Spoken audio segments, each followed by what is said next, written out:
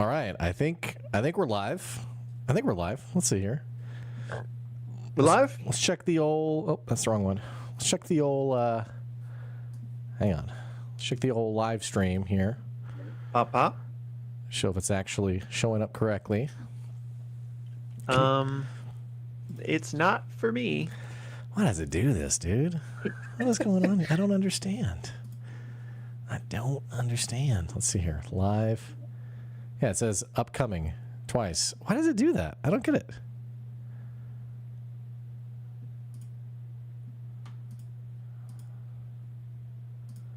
That's so weird. Okay. All right, let me share this link then.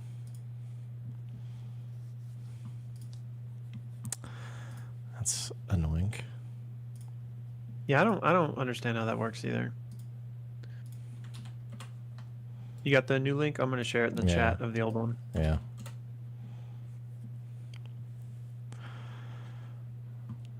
All right.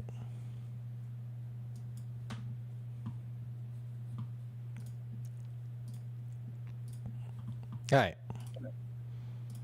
I think we're there. I think now we're there. You know. All right. Took a Beautiful. minute. Took a minute, but now we're there. All right.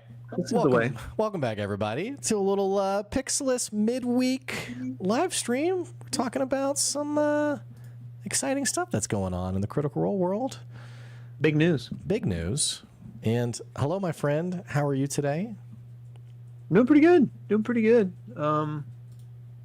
Yeah, I mean, just an average day, I guess. How about yourself? Pretty good. It's been a busy day. My fam's coming back from their visiting some of their family. That's right. Yep. So they'll be home in a couple hours. You had a good Chancellor? Did. Yeah. Played some WoW on Sunday, and then otherwise just been working. So yeah, I feel that. Also, hello, Holly. Hello, Film Addict. Yeah. Good to see you both. Film Addict gasp, and to think I was just about to head to bed since it's 2:30 and miss your beautiful faces. Sending y'all so much love. Thank you, Film Addict. So good to see you. And hello, Holly. Thanks for joining into the stream today. Well, a couple of announcements. Worlds Beyond. We got the final episode coming on Tuesday. And we have EXU Calamity episode 2 for our rewatch, our summer rewatch. That's happening on Sunday nights. And then I haven't eaten lunch yet, so I got a chicken breast to eat. Oh, I just dripped chicken breast. Beautiful. You know. So, bro. Anyway, just a little fair warning. I think that like whenever we do our Calamity rewatch, I don't know if you can hear me. Can you still hear me? Yeah. Okay. I didn't know if I was coming through your headphones. Whenever we do our Calamity rewatch, there's always like serendipitously a crazy Critical Role announcement involving Brennan. I think it was, I don't remember what it was. Downfall maybe last year? I think you're right. And so now it's like we planned it basically. We planned it. We know. But yeah,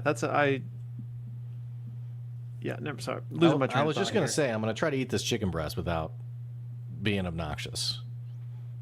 Please, obnoxious way. There's a food reviewer guy, one of these. I want to know who the first person was to order their food and eat it in their car and do a reaction, because that's the format, That's what people have figured out. You got to do it in the car, camera on the dash, Yeah. Anyway, yeah. But there's one I follow that the chewing sounds are just they're very loud and distracting. Yeah. So that's like that's a polarizing thing. I feel like because some people like it, like it's like ASMR. Ew. Yeah. Not like in real life, I mean, but like in terms of like watching a video, like some people kind of like that, but I don't like it. I mean, it's inevitable to some extent, but yeah. Well, anyway, let's talk Campaign 4. So yeah, Campaign 4 coming on October 2nd. October 2nd. Yep. And DM'd by the Brennan Lee Mulligan. The Brennan Lee Mulligan. End of an era. Kind of crazy. You say end of an era? End of an era of Yeah, like Matt, Matt's, Yeah. well, not like permanent end, but just like, Yeah. I know what you mean. yeah. So, Brendan Lee Mulligan is continuing his malicious plan to take over all D&D live plays. That's right. So, and also he just signed a 3-year agreement with Dropout to do Dimension 20. So, we thought we'd do a little video and talk about our reactions and kind of what we're thinking about for Campaign 4, because this is a very hot button topic. As you would see on Reddit, there are people who love it, hate it, what have you. What do you think about it, my friend? What's your immediate reactions? I'm excited. It's obviously, like you said, end of an era, kind of a new next phase, if you will. And given that that's the case, I don't think I could be more excited if Brennan is like the best possible option I could think of if you're going to give somebody else the keys for a campaign. So I'm really excited. I can't wait to see what they do. I'm also very excited to see Matt as a long-term player for the first time, to get to see what he's going to do there. And it has since been confirmed that this will not be Exandria, brand new world. So I'm excited. I definitely. So it's always tricky. I understand people's hesitation and aversion to change. Yes. But it's not like. We get it. I don't know. We get it. Yeah. Yeah, like it was inevitable. Okay, like it wasn't going to last forever. And I'm not even saying that in a perfect world, if you give me C4 that's the exact same as C3 continued, I don't know if I would even choose that over this. Like, I think it's kind of exciting to have a fresh kind of direction. Yeah. But anyway, I definitely understand people being cautious about it, but and this is not directed toward those people, but as you know, on the internet, like the insane reaction from some people has been crazy. And a word we use a lot when talking about this type of stuff is entitled. And there's definitely felt like a lot of entitlement to some people being, just ridiculous about this. One of the comments I saw a few days ago was the person said basically, oh, so all the hours that I spent learning about Exandria and Exandria lore, so that was just a big waste then, huh? Oh my gosh. And I was just like, okay, already. And here's the deal. There's been some ruminations about, was Matt burnt out? There's been like some very hyper detailed analyses of Campaign 3 of like evidence that Matt was burned out. And I don't know how much merit there is to any of that, other than just people like, there are some C3 haters. And so I wonder how much of it is like people just being like, see, as opposed to like actual legitimate dialogue. I personally feel like he seemed a little burnt out. And if I was him, I don't know how this was for like C1 and C2, but the dialogue and critiques and criticism that were just endless with C3 and the entitlement, I have to imagine there was at least a tiny sliver of that in Matt's mind when he thought, wow, I can actually just play as a player and not have to entertain, millions of people who have their own opinion on how the story should go. Yeah.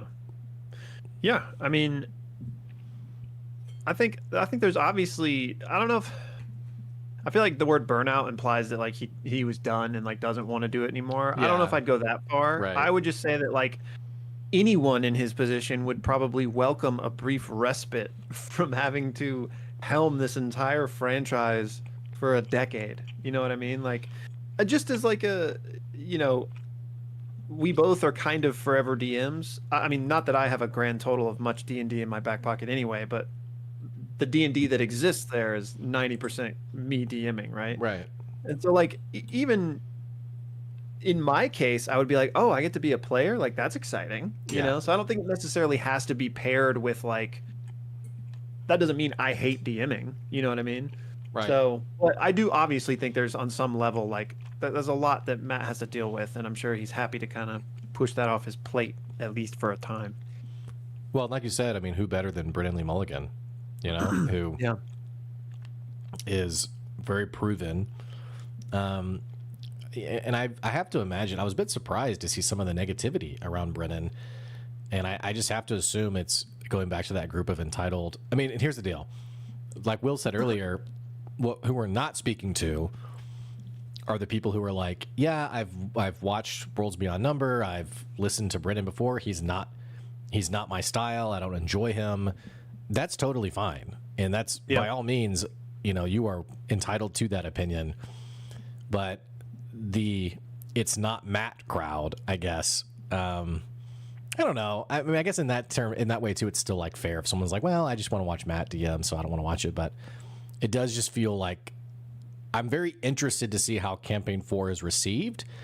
It's kind of like when Diablo 4 released, which is a bad example because there was a lot wrong with Diablo 4, but it certainly felt like there was a lot of people who hated Diablo 4 because it was a Blizzard game and not really anything about Diablo. Just like, I hate Blizzard, so I'm going to hate Diablo 4. Again, bad example, because Diablo 4 is a pretty bad game. So, but I do wonder with Campaign 4, will there be hypercritical people? Because, like you said, it is a change. It is different. And I also wonder, are we getting the same cast? Will there be a different cast? It seems like it's gonna be different, but to what degree is interesting, you know? Because Matt said new faces. I feel like it's hard. Go ahead. I was gonna say, I feel like Brennan. It feels like Brennan typically likes to have a player at the table that he knows really well from Dropout, and that's just my own narrative. I saw that with EXU. I saw it with Downfall.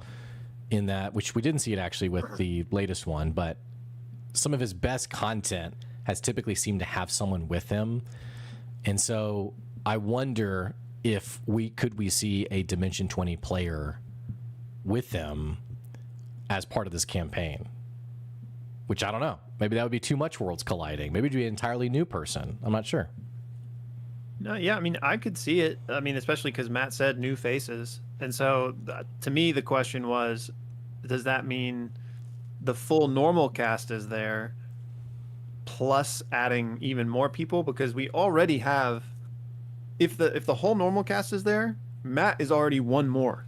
Right. You know, that's already like, and Critical Role already was a huge table.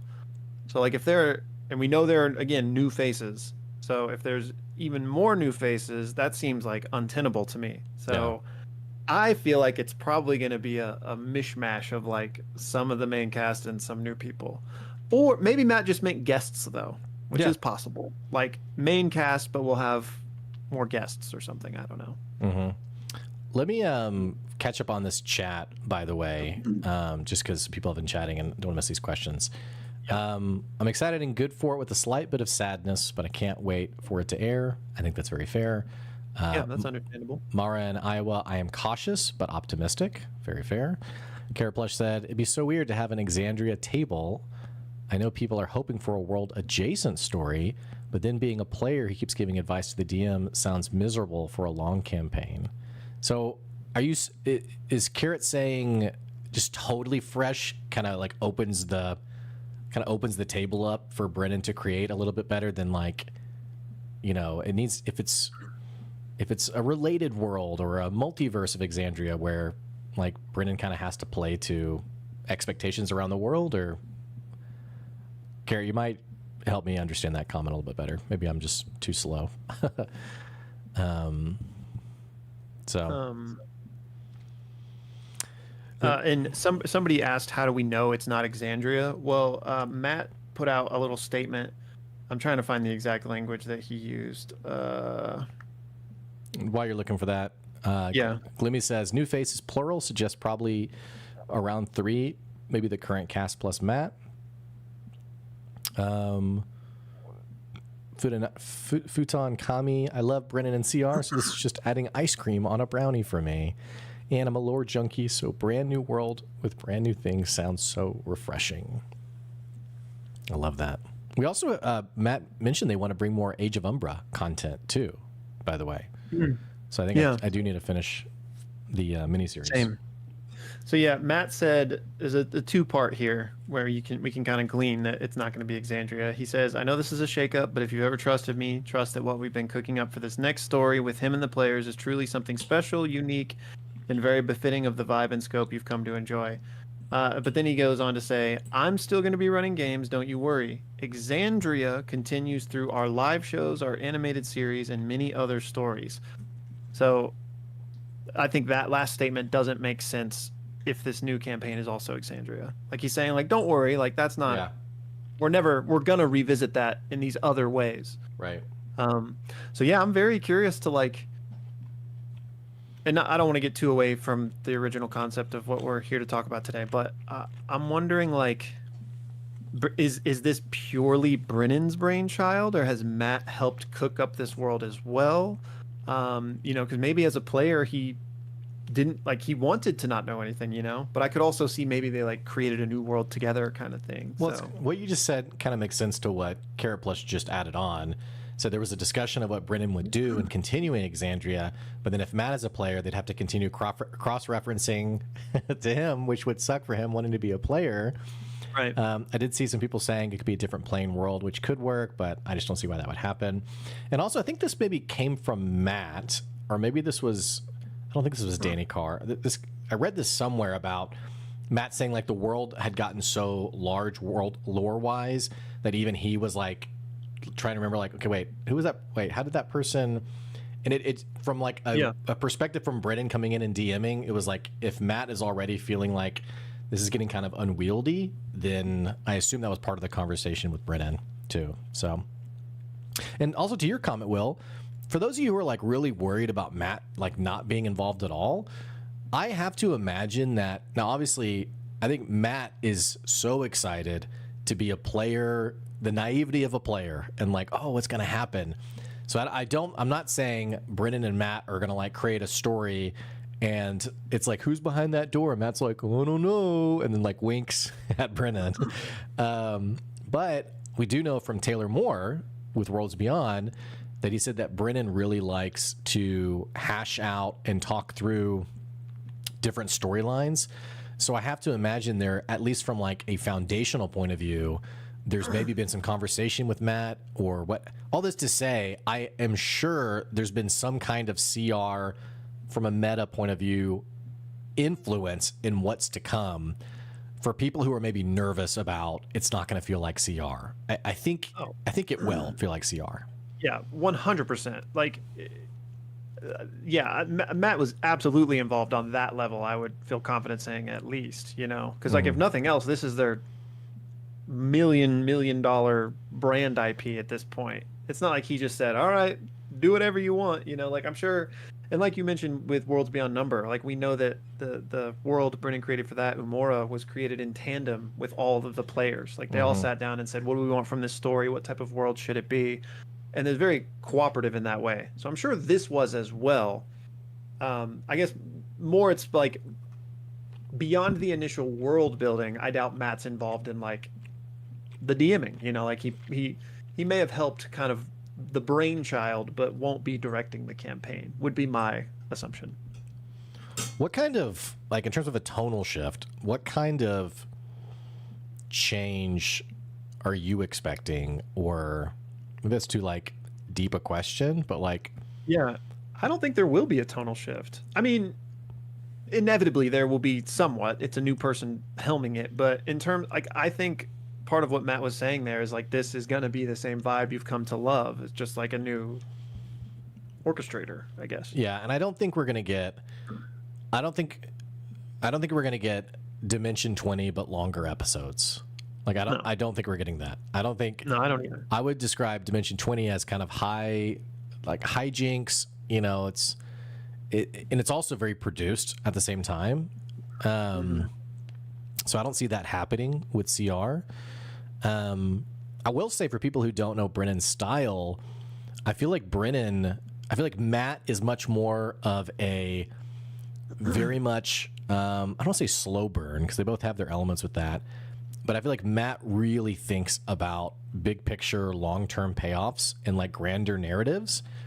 And I think Brennan, sometimes that's where it gets a little clunky for him or convoluted. I think about like episode 3 of Calamity, where it made sense how like the druids had the interaction with the wizards, but like also trailing through it, you're like, okay, wait, that's a lot of details.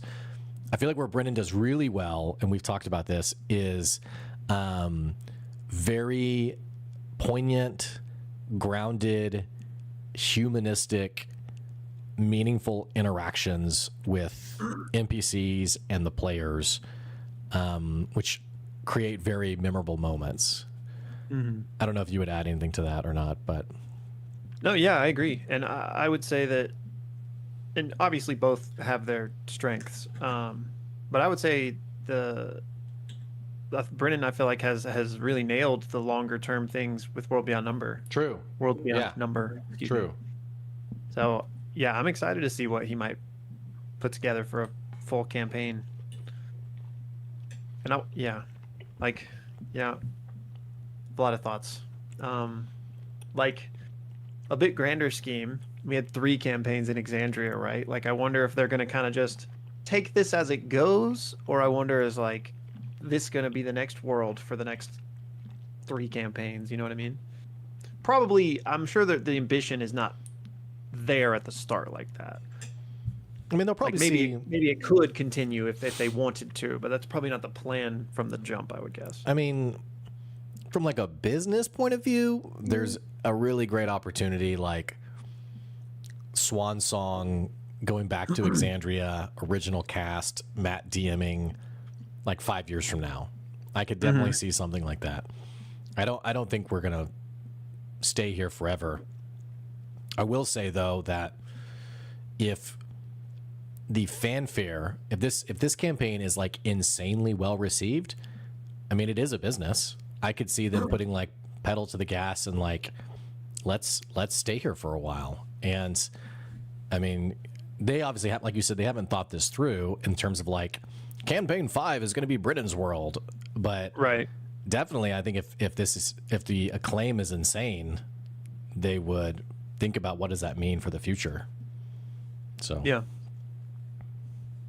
In any case, and this is something we talked about even during campaign 3 when they made certain moves. It just feels like the next stepping stone and kind of the passing of the torch for and Matt and all of them have even said like they're not going anywhere, and I believe them, but obviously things like this are inevitable and bound to happen. So it could just be, maybe the move is they want to be able to switch DMs every campaign, like I'm sure Brennan's not trying to get locked in for the next 10 years necessarily. Well, we've talked about it. Really kind of a gradual getting your audience used to this type of stuff. Well, and I mean, it's we talked about it, like, was it a Variety or Rolling Stones, like that article forever ago that we like talked about? We were like, this kind of sounds like maybe they're gearing up for passing of the torch or what this looks like. And there was never a deliberate conversation around it from CR. Like they were never like, it's kind of like whenever we talked about the campaign wrap up of like, is the next campaign Exandria? And they had made a comment, but they were evasive, and we were like, they could easily just be like, it is or it isn't. And in the same way with like the passing of the torch, we never got a statement like that. So to your credit, if the sustainability around Critical Role involves rotating people at the table and different DMs, this definitely feels like the best way to normalize that with the audience of just like, well, who is going to be the DM? Who is going to, I mean, what if they got other big name DMs to DM a campaign, or, I don't know, be kind of interesting. Yeah. And that being said, I could easily see Matt doing campaign 5. Like it's maybe even completely reinvigorated from having had this break. You know what I mean? Yeah. Adam Martinez had a great point. He said they made a similar announcement of how things were going to be different before campaign 3 and that people wouldn't like it, but didn't seem much different. I wonder if they were planning to do this last campaign. And we actually talked about this specific announcement before campaign 3 aired of like what could happen. And I think we even talked a couple times through the campaign of like, do you feel like that has been realized? Have we seen very different things? And there certainly were different things that happened in the campaign. I do wonder, to Adam's credit, how long have they been thinking about, what could it look like to have someone else in the DM chair or, what have you. So, yeah, I mean, I'm sure they've been thinking about this for a long time. I would imagine things like Candela, EXU, and Calamity were all the testing grounds for this. Speaking of Candela, do you think Daggerheart is the campaign 4 system? I don't know. I feel like this makes it more likely, but I don't know because like I think there's something to be said about like maybe leaving something the same amongst all of these other changes, but it also seems like, not to retread ground we've talked about a lot, but like that's their system. Like this is their, like they probably want to not be beholden to, not that they're beholden, but you know what I mean. Like, I don't know. I really could see it going either way.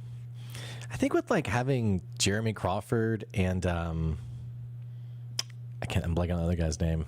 Todd Kendrick, or is that the other guy? Jeremy Crawford and Todd Kendrick, is that right? I don't know. Don't trust me. So they've hired some heavy hitters and are paying Brennan to DM. I mean, there's some real like business engine decisions here around Chris Perkins. Thank you. Around like long term where this goes. For me, it feels like it would be very strange to have so much salary tied up in these like big names and not tie it to what is now your biggest IP, Daggerheart. I mean, IP, in terms of like what's truly yours, like that you created, it's undoubtedly Daggerheart. And so for me, it's like, it feels like it'd be such a miss to not pair these things together. But maybe, I don't know, maybe they said to Brendan, like, well, what do you want to do? And Brendan was like, I want to do 5e. But I don't know if Brendan really, I mean, we see in Worlds Beyond Number, for those of you who haven't listened to Worlds Beyond Number, which that's 54 episodes as of next week, that's D&D, but it's,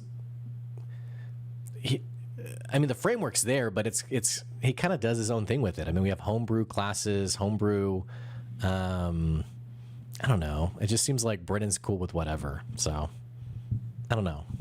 Yeah, I wouldn't imagine it was like a Brennan one. Like, I doubt he was like the swing vote either way. Like, I'm sure he would have been down for whatever. But I could really see it going either way. Because, it would make a whole bunch of sense to like put all your marketing and, push all the hype towards your own IP and Daggerheart. But at the same time, like it could be, again, like they're already changing so much, and they could just continue to have like ESQ-esque stuff and have that be Daggerheart and still kind of like soft launching that while not like, maybe not trying to like alienate too many people by forcing that amongst these other changes. But I really like, I don't know what I expect. Like I could really see it being either way. They've really dragged their feet on announcing it, I think, because they really aren't sure themselves. I think they're really kind of thinking about, and I mean, maybe even they were waiting to see what the reaction to Umbra was, which seemed pretty positive. Yeah, I did see. So I'm still behind on it, like you are, but I did see a clip where Matt was talking about how I don't know if you saw this clip, but how he was like learning it still. Like in playing it, he has enjoyed it, and he was like talking to the audience, being like, see, like we're kind of in this together, like figuring things out as we go. So I don't know, that to me made, I guess you could parse that either direction too, but that comment from him makes me almost think it will be 5e still, but I don't know. Yeah, I guess I don't know if they're like, well, we're already changing so much, let's just go ahead and change it to Daggerheart. But it would be nice. people do struggle with change. It would be nice to have a small semblance of familiarity with it being 5e. Yeah. But then again, it's already, I mean, technically it's D&D 2024, so 5.5. So, I mean, it's already like it's not a new system, but there's already a little shift happening there anyway. Yeah. So maybe they're like, are we really going to learn the 2024 rule set, or should we just go all in on Daggerheart? Yeah. So, In any case, if it is 5e, Wizards must be paying them, right? oh, I would think so, 100%. Yeah. You think? Because I mean, like, if I was them and everything else is a dumpster fire, I would be like, you guys have to keep playing 5e. Like, we will sponsor every episode, type of thing. Watch it be Pathfinder. I love it. I would Back to the love, start. dude, I would love for CR to have their own, like, D&D Beyond alternative. Only because, like, Yeah. my players, both campaigns use it, and they've just changed so much on D&D Beyond, and it's kind of corporatized a little bit, where I'm like, now I'm hesitant to buy things on D&D Beyond because I've always done digital, and I'm like, I just don't know if I see myself using this long term. So, to your point, if they aren't using 5e, I wonder if Wizards would be like, hey, please use D&D Beyond, and we'll create Daggerheart functionality for it or something. Yeah. So, I don't know. Yeah. I mean, I wouldn't be surprised if they had their own D&D Beyond it before it's all said and done. Mara in Iowa said, I found Daggerheart was pretty easy to follow in the Umbra story. I definitely felt like by episode 3, I was like, okay, this is definitely clicking. I personally still don't like the lack of initiative, only because as a DM, I really have found there's people at the table who are more introverted and who really have a hard time finding their opportunity to make their mark on the session and be present at the table. And initiative is just such a really easy way to do that. And without it, I get nervous. I just get nervous as a DM. But anyway. Outpost Nerd says, I think all the companies pay Critical Role. The set pieces Matt used, the minis, all those companies probably pay for exposure. I think you're 100% right. I think there's a massive business element to everything that we see. So, I 1,000,000% agree with that. But for the first 3 campaigns, I don't know if I would say that Wizards was paying them to use 5e. no, I wouldn't either. Yeah, because there were. But I especially- could see that for campaign 4. Yeah. Adam Martinez said, I love CR, but with them announcing you have to purchase a license to make content with Daggerheart, which Hasbro and Wizards of the Coast got flamed for when they announced they were doing that for D&D. Seeing the ticket prices for the live show coming near me, $200 for some meh seats, and seeing their merch prices, I can't help but feel like they're going full-on money grab. Hurts to see after how much they've made on Kickstarter for Legend of Vox Machina and what they started out as. I mean, this is a difficult comment because I totally understand where you're coming from. On the business side of it, they have found something that people really love. I don't see it as like greedy McGreedster of like how much can we charge, but these are people who are ideally probably set for life now and have found a way to financially make it and financially be okay in a way that they love. So I definitely understand CR's point of view on it. And I don't discount your perspective on like, man, I kind of miss you didn't say this, but miss kind of the more homey, home style feel of it. And it was a little more indie and less, business and corporate. Will, you followed them since the beginning. Do you have any thoughts on that comment? Yeah, I see both sides of it the same way. I would say that I don't get the feeling of like the money grubbing, squeezing out every percentage that they can get. I think there's a balance, and this isn't to say that they couldn't do better on some things, because they could. But I think there just is a balance the bigger you get like this, because it's not just 8 nerdy ass voice actors anymore. They literally employ. They're a whole corporation at this point. You know what I mean? Like, so there's other considerations. I had not heard about this Daggerheart thing though, so I don't know about that. That I need to look into. Yeah, I hope that's not true. I don't Yeah, like that at but all. yeah, but in terms of like the merch and stuff, like, yeah, I mean, it's expensive to get a shirt, but and I don't know, like, who, for all I know, behind the scenes, they could be like, jack that up 300% more than we need to. But that's just not the impression I get. Like, you Yeah. know, Sometimes it's tough too. I mean, Will and I both went to same summer camp growing up, and I was talking to the owner a few months ago, and just talking about camp, and he's like, yeah, it's tough because like we've raised our prices, and I have people who like write me or who call me, and they're like, you know what, you don't like, when did you guys get so like money crazy, and like you don't want kids to go to camp, like that kind of stuff. Yeah. And he's like, dude, we're like half the price of like a typical camp elsewhere. So like I think some of that is applicable here, where like I imagine there are some like business conversations on like, you know, what would you pay at a typical event like this? What would a seat typically cost? And like, is ours comparable, or, you know, is someone usually spending $200 on a ticket? Well, then why would ours be 50? You know, there's some stuff there that's not very sexy to talk about, that I would give them the benefit of the doubt from my perspective on. But yeah. So following on this, Outpost Nerd, Geeky Vapor, then homebrew an initiative system, give players action tokens or something like that. I've seen that specific point of feedback before. I think it's a pretty good one. Outpost Nerd, new players see Critical Role and think that all games are like that. Yes.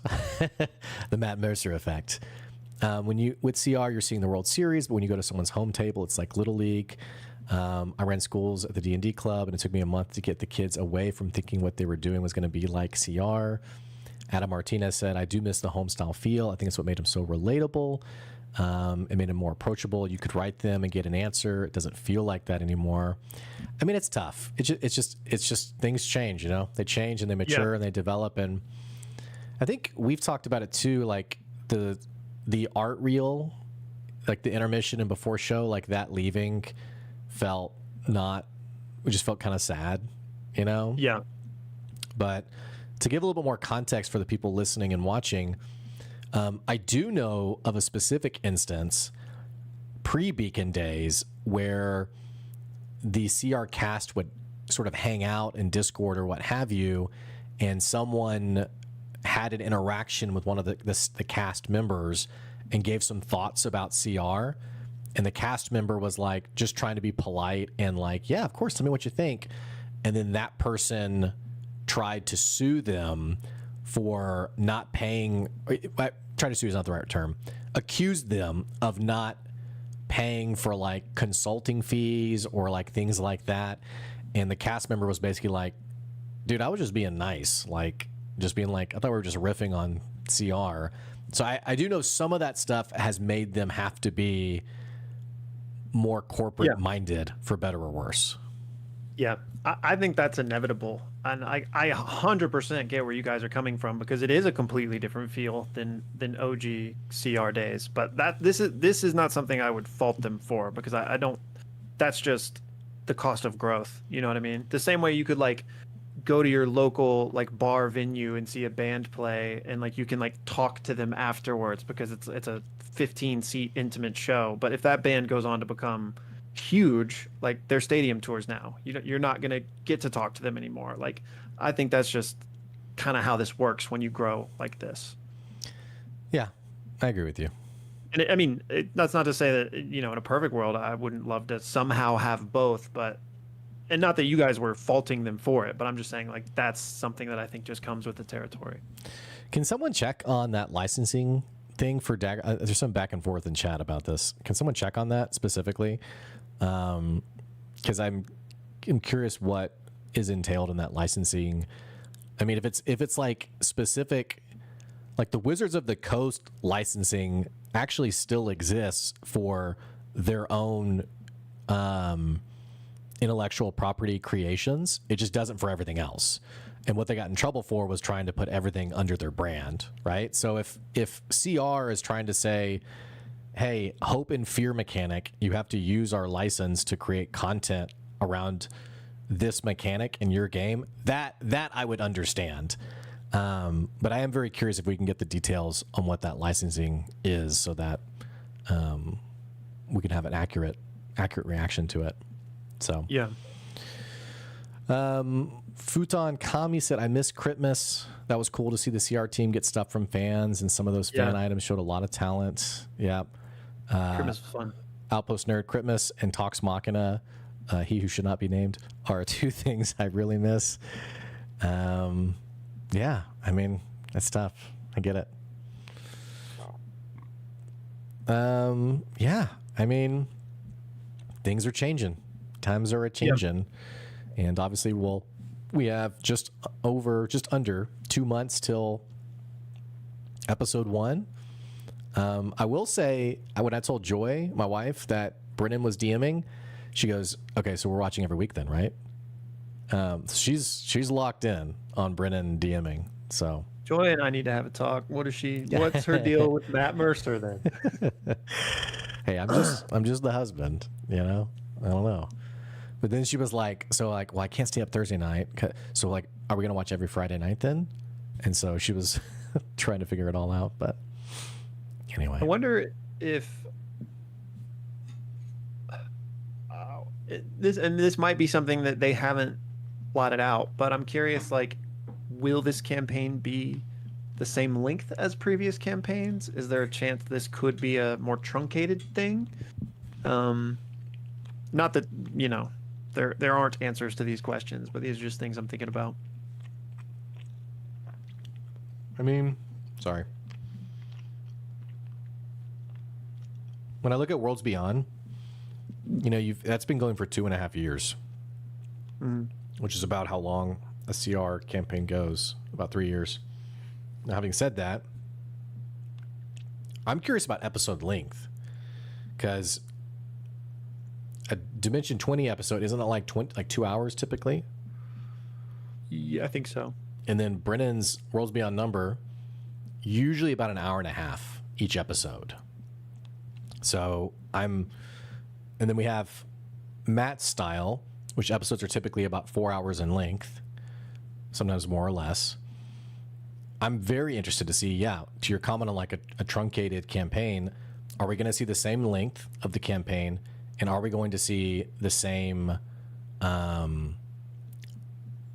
individual episode cadence of, which I haven't said anything otherwise, but 3 weeks on, 1 week off, and then about 3 to 4 hours. So I guess we'll see. I would stand to guess that stuff will remain the same. If I was a betting man. But who knows? Yeah. Well, there's a lot of questions and comments happening in the chat box. I'd say if you have other thoughts about it, you can join our Discord and let us know in the CR channel your thoughts. And hopefully, I would ask everyone to be polite and respectful, because there's a lot of different perspectives on it, and that's totally okay. And then also in the YouTube comments, you're welcome to let us know what you think, and we'll see what happens. So yeah. I think we actually we made a whole campaign for channel, so please feel free to go crazy in there. But yeah, I mean, like I said, I'm very cautiously optimistic. I'm excited. My circle back statement on everything would be we knew at some point things were going to shift in ways, and given that is inevitable, I think this is perhaps one of the best possible ways to do that. So for that reason, I'm really excited. Yep. All right. Well, we appreciate you all, and we'll catch you later.